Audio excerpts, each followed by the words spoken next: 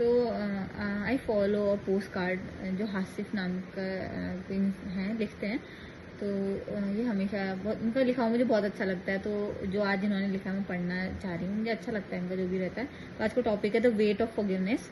तो it goes like this: there are certain ideas that sound very peaceful when people talk about them, almost like they belong to a calmer world than the one we actually live in. Forgiveness is one of those ideas.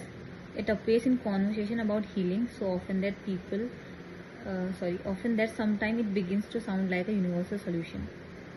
Sometimes that quietly fix the emotional mess people are left with after they have been hurt.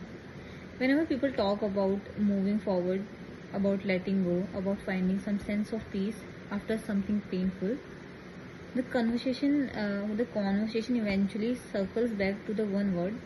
It sits there like the final chapter everyone assumes you will eventually reach, as if pain follows a predictable storyline where the ending is already written for you.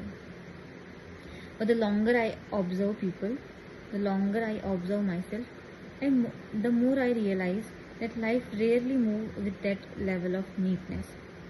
Real emotions do not follow the structure of inspirational quote.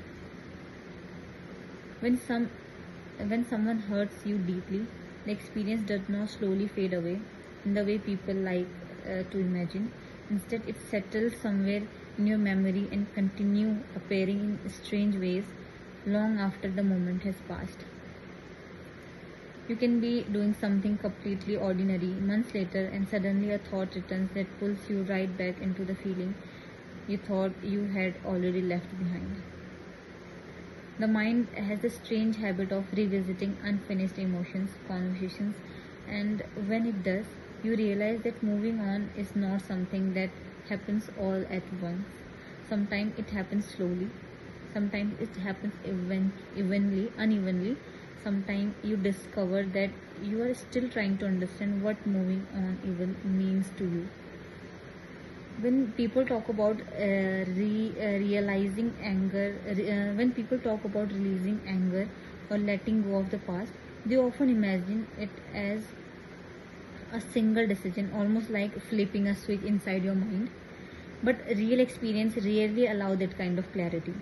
When someone hurts you in a way that changes how you see them, or changes how you see yourself, the emotional aftermath becomes something far more complicated than a simple choice between holding on and letting go.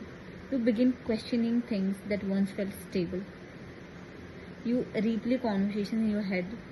You wonder whether things could have gone differently if certain words have been said or certain actions has been taken.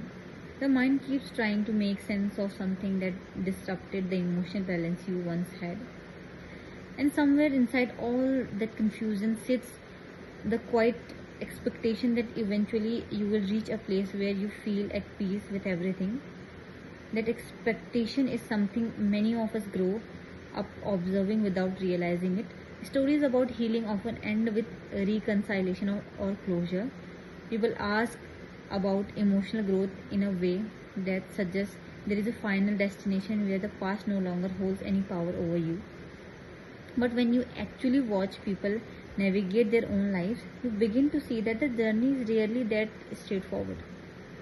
Some people reach a place where the past no longer feels heavy, but others continue carrying pieces of their experience in a way that shape who they become.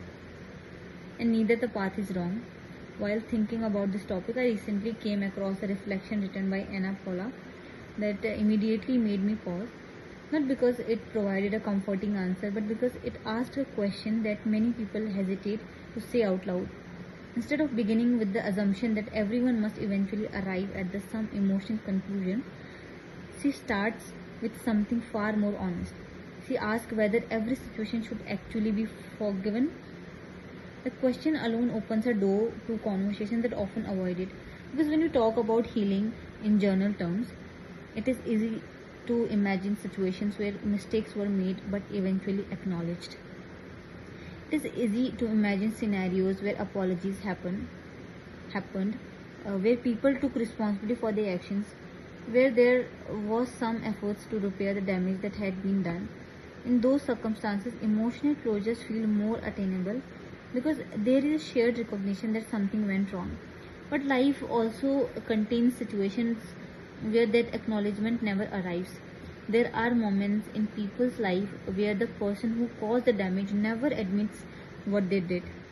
There is no apology, there is no explanation, there is no moment where someone looks at the consequences of their actions and say, I understand what I did to you.